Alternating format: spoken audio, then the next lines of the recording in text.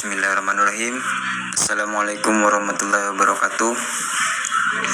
Sebelumnya saya dari kelompok 2, saya Ahmad Faik Maulana dan teman-teman saya Ardian Aulia Ar-Rahman dan Taufikul Hakim ingin mempresentasikan mata kuliah PPIK dengan tema sistematika dan isi skripsi.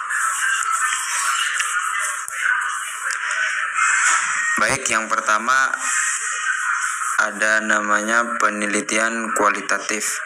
Pengertian kualitatif adalah penelitian yang tidak menggunakan model-model matematik, statistik, atau komputer. Proses penelitian dimulai dengan menyusun asumsi dasar dan aturan berpikir yang akan digunakan dalam penelitian. Penelitian kualitatif merupakan penelitian yang dalam kegiatannya peneliti tidak menggunakan angka dalam mengumpulkan data dan dalam memberikan penafsiran terhadap hasilnya. Tujuan penelitian kualitatif adalah yang pertama, mendeskripsikan suatu proses kegiatan pendidikan berdasarkan apa yang terjadi di lapangan sebagai bahan kajian. Dan tujuan yang kedua, menganalisis dan menafsirkan suatu fakta, gejala, atau peristiwa pendidikan yang terjadi di lapangan sebagaimana adanya dalam konteks ruang dan waktu serta situasi. Tujuan yang ketiga adalah menyusun hipotesis berkenan dengan konsep dan prinsip pendidikan berdasarkan data informasi yang terjadi di lapangan.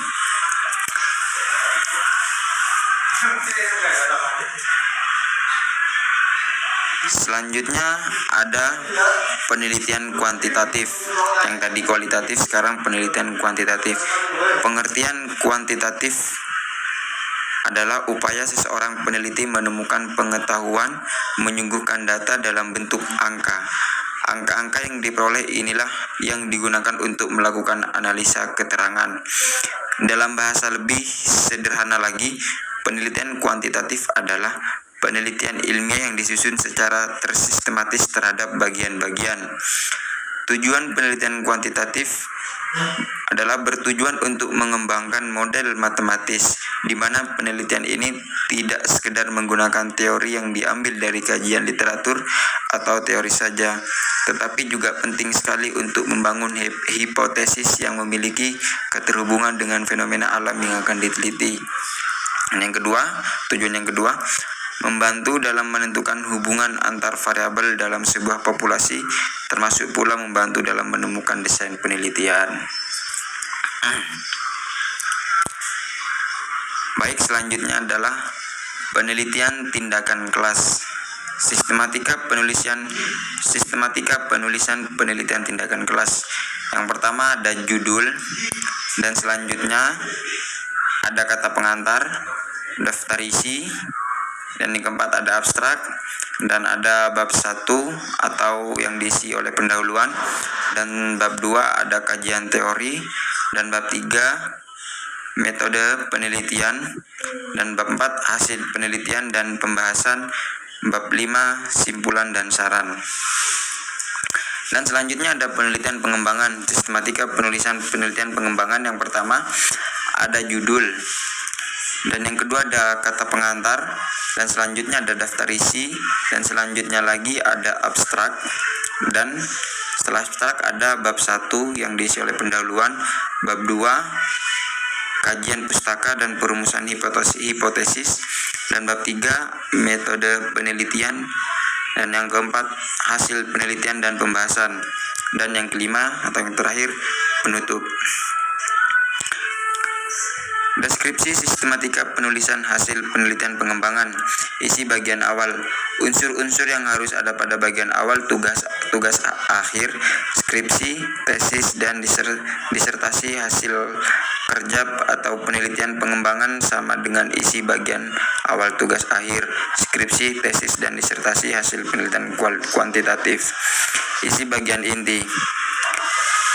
Paparan inti tugas akhir, skripsi, tesis, dan disertasi hasil penelitian pengembangan proyek dituangkan dalam 5 bab yang secara berurutan. Muat bab 1 mengemukakan tentang uraian-uraian pendahuluan.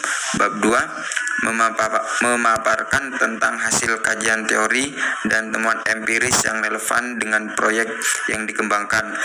Bab 3, memaparkan mengenai metode yang digunakan oleh pengembang untuk menghasilkan proyek. Bab 4, memaparkan tentang hasil-hasil pengembangan. Dan bab 5, memaparkan kajian hasil pengembangan untuk keperluan pemanfaatan serta diseminasi. Dan selanjutnya ada penelitian kajian pustaka, sistematika penulisan penelitian kajian pustaka. Yang pertama ada bab 1 yang meliputi pendahuluan, latar belakang masalah, rumusan masalah, tujuan penelitian, tinjauan pustaka, pendekatan, manfaat penelitian, metode, dan definisi istilah. Yang bab kedua ada atau meliputi kajian pustaka dan perumusan hipotesis. Dan yang bab ketiga atau penutup meliputi simpulan dan saran. Deskripsi sistematika penulisan hasil penelitian kajian pustaka. Yang pertama atau bab 1 pendahuluan. Hal yang perlu dikemukakan pada bab pendahuluan ini yaitu yang pertama latar belakang masalah, dan ada rumusan masalah, dan yang ketiga tujuan penelitian, yang keempat tinjauan pustaka, dan yang kelima pendekatan, keenam manfaat penelitian, dan yang ketujuh metode, dan yang terakhir definisi istilah. Bab kedua, bagian ini merupakan hasil pemikiran atau ide yang baru dari peneliti mengenai masalah yang dibahas. Penguasaan peneliti metode bidang ilmu yang relevan dengan permasalahan tercermin dalam pembahasan ini. Analisis dan pemecahan masalah yang dilatar belakangi penguasaan materi keilmuan akan tajam dan komprehensif. Dan bab 3 penutup berisi simpulan dan saran yang harus linear dengan uraian kerangka pemikiran terdahulu dan tidak bertentangan. Sekian, mungkin hanya ini yang bisa sampaikan pada kesempatan kali ini.